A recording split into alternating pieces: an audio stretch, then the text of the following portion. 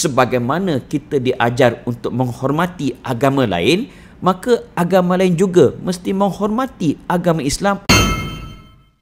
Assalamualaikum warahmatullahi. Hai semua. Alhamdulillah, beberapa hari yang lalu lelaki yang telah menghina orang Melayu, menghina orang Islam, menghina ibadah orang Islam yang tinggal di Australia telah pun meminta maaf. Selamat pagi, saya Wijayan Safari Nazan. Saya ada buat satu video cakap luca-luca pasal orang Malaysia Melayu Muslim. Saya minta maaf ikhlas dan daripada hati saya. Ya, itu pun setelah kantoi alamat tempat tinggal dia. Pada waktu yang sama, saya macam tak boleh nak brain tau.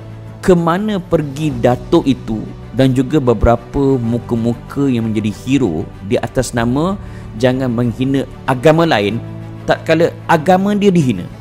Bila tang agama Islam dihina, diam bisu pula. Tetapi tang agama dia dihina, wish, sampai diheret 3 DJ untuk minta maaf di Batu Cave. Kalau ikut formula datuk itu, lelaki yang menghina Islam di Australia, kenapa tak suruh minta maaf di masjid? Tak ada pula kenyataan damage has been done. Video tu kau buat suka-suka dah tersebar, tiada maaf bagimu. Tak ada pula. Lepas dah main nak minta sorry pula. Kalau minta maaf dah terlambat kan. Apa yang you orang buat atas you orang punya nilai, you orang boleh minta maaf. Tapi isu yang dah you orang buat tu memang tak boleh dimaafkan. Nasib baik kami Muslim bukan seperti datuk. Muslim diajar untuk memaafkan.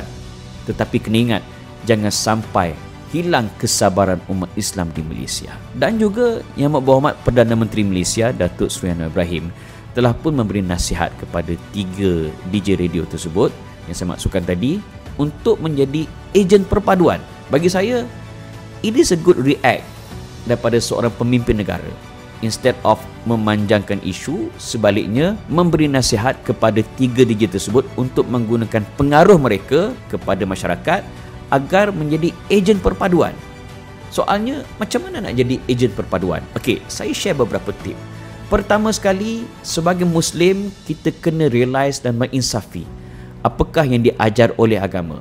Pertama, Allah Azza wa Jalla berfirman, la tasubbul ladzina yad'una min dunillah fayasubbullaha adwa bighairi ilm. Maksudnya, jangan kita menghina sembahan agama-agama lain sebab kita bimbang nanti mereka akan menghina Tuhan kita iaitu Allah Azza wa Jalla di dalam keadaan mereka tidak mengetahui. Ini adab kita antara Muslim dengan non-Muslim. Yang kedua, is all about the rule of law. Di dalam perlembagaan persekutuan, sebagai undang-undang tertinggi dalam negara yang mesti dipatuhi bukan hanya Muslim tetapi bukan Islam, iaitu Islam adalah agama persekutuan. Kena faham, Islam is the religion of the federation. Maksudnya, dalam konteks pentadbiran negara, Islam bukan hanya untuk upacara ritual seperti doa ataupun buka majlis dengan Al-Fatihah, tetapi Islam mempunyai pengaruhnya di dalam pentadbiran, di dalam sistem pendidikan, di dalam sistem ekonomi, dalam sistem sosial. Dan perkara ini mesti dihormati oleh rakan-rakan non-Muslim. Sebagaimana kita diajar untuk menghormati agama lain, maka agama lain juga mesti menghormati agama Islam. Apatah lagi, Islam adalah agama persekutuan. Islam is the religion of the federation. Dan di dalam suratul Hujurat, Allah ajar kita, ya ayuhan nas, wahai manusia. Ayat ni pun sebenarnya Tuhan nak bagi tahu kepada semua orang tanpa mengira agama. Dia tak sama kalau Allah Ta'ala kata, ya ayyuhallazina amanu, wahai orang beriman. Biasanya kalau ayat begitu, mesejnya hanya untuk orang Islam. Tapi ayat ini, ya ayyuhan nas, wahai manusia, termasuk non-Muslim. Apa dia? Inna khalaqnakum min dzakarin wa untha wa ja'alnakum syu'uban wa qabaila lita'arafu. Tuhan mencipta lelaki dan wanita. Ada pelbagai bangsa dan kaum. Untuk apa? Lita'arafu. Untuk kita mengenali antara satu sama lain. Bukannya untuk kita mencari perbezaan, tetapi dengan kita mencari persamaan.